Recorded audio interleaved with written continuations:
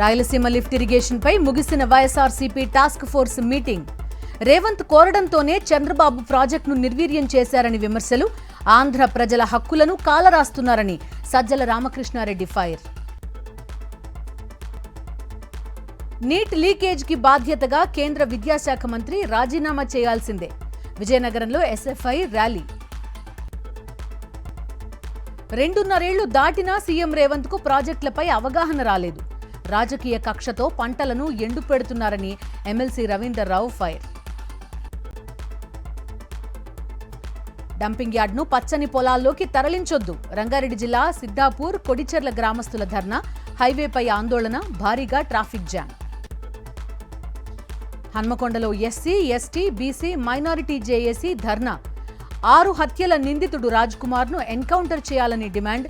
తెలంగాణలో మహిళలకు రక్షణ లేదంటూ నినాదాలు. గ్రౌండ్ బుకింగ్ కండక్టర్లకు బకాయిలు వెంటనే చెల్లించాలి. విజయనగరం కలెక్టరేట్ ఎదుట ఆందోళనలు. డిపాజిట్ డబ్బులు తిరిగివ్వాలని డిమాండ్. అనకాపల్లి జిల్లా మాడుగులలో పైనాపిల్ రైతుల ఆందోళన. కనీస ధర పలకడం లేదని ఆవేదన. కూటమి ప్రభుత్వం పట్టించుకోవడం లేదని ఆగ్రహం. మంచిర్యాల జిల్లా టేకుమట్ల గ్రామంలో విషాదం.